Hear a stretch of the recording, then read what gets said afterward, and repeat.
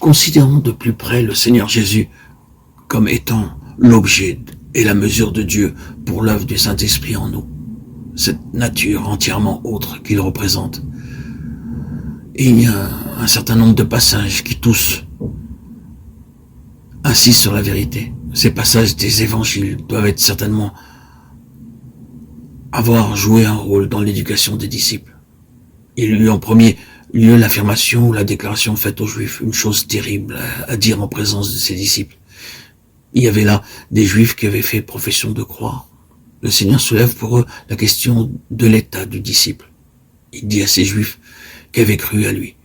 Il n'est pas dit qu'ils aient cru en lui. Si vous demeurez dans ma parole, vous êtes véritablement mes disciples. Vous connaîtrez la vérité, et la vérité vous affranchira. Ils lui répondent aussitôt en se réclamant de leurs droits. Nous sommes la postérité d'Abraham, nous n'avons jamais été les esclaves de personne. Il insiste sur cette question de la vérité liée à lui-même. Si donc le Fils vous affranchit, vous serez réellement libre. Vous connaîtrez la vérité, et la vérité vous affranchira.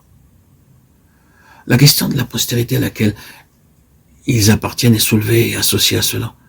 Nous avons cette déclaration. Ceux que le Fils affranchit sont réellement libres. Comprenons bien cette pensée. Connaître la vérité, c'est connaître le Fils. Être affranchi par la vérité, c'est être affranchi par la connaissance du Fils. Il dit ensuite aux Juifs, à ceux, je suppose, qui devaient être de l'espèce la plus violente, ces paroles d'une force incomparable.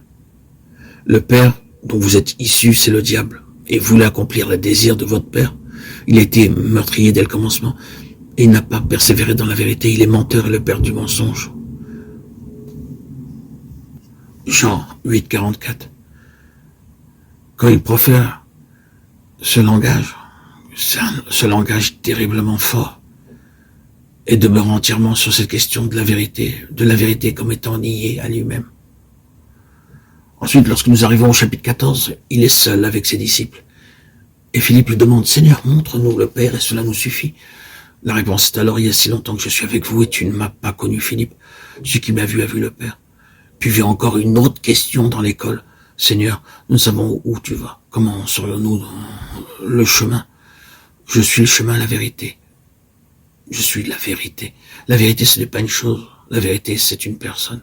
Oui, tout cela se trouve dans l'école de Christ et prouve le fait que Christ est la vérité. Je ne sais pas à quel point nous sentons l'importance de cette question, mais l'objet de notre méditation, c'est que nous en arrivions à voir combien ces choses sont essentielles. Que pensons-nous de l'importance qu'il y a à avoir un fondement vrai et sûr? Après tout, le trait suprême d'un fondement, c'est la vérité. Il faut qu'une base soit bien et véritablement posée. Il aura à prendre une bien grande responsabilité, ce fondement. Une responsabilité qui touche à notre bien et à notre destinée éternelle, plus encore à la justification de Dieu lui-même. C'est pourquoi il doit être absolument vrai, et la vérité même. Et il nous appartient certainement, bien-aimés frères et sœurs en Christ, de savoir avec certitude où nous en sommes. Il faut, en d'autres termes, que nous en finissions avec toute notre incertitude, que nous répudions à jamais ce qui n'est pas réellement pur et absolument vrai dans notre position. C'est précisément sur cela que nous allons insister pour l'analyser. Les conséquences sont si grandes que nous ne pouvons pas nous permettre de garder quelque chose de douteux dans notre position. Voici ce qui en est. Vous et moi, nous paraîtrons un jour en la présence de Dieu. Nous serons littéralement face à face avec Dieu dans l'éternité. Et à ce moment-là, se soulèvera cette question. Est-ce que Dieu nous a jamais fait défaut en un seul point? Pourrons-nous dire à l'égard d'un seul détail, Seigneur, tu m'as fait défaut? Tu n'as pas été fidèle à ta parole? Non. Non, c'est une impossibilité. Une position comme celle-là est inimaginable. Il est impossible qu'un être puisse jamais déposer une telle accusation à la porte de Dieu, puisse jamais avoir un doute quant à la vérité, à la réalité, à la fidélité de Dieu. Le Saint-Esprit a été envoyé comme l'Esprit de vérité pour nous conduire dans toute la vérité, afin qu'il n'y ait aucune ombre entre Dieu et nous, quant à son absolue fidélité jusqu'à la fin, quant au fait que Dieu est vrai à lui-même et vrai à l'égard de toute sa parole. C'est dans ce but qu'est venu le Saint-Esprit.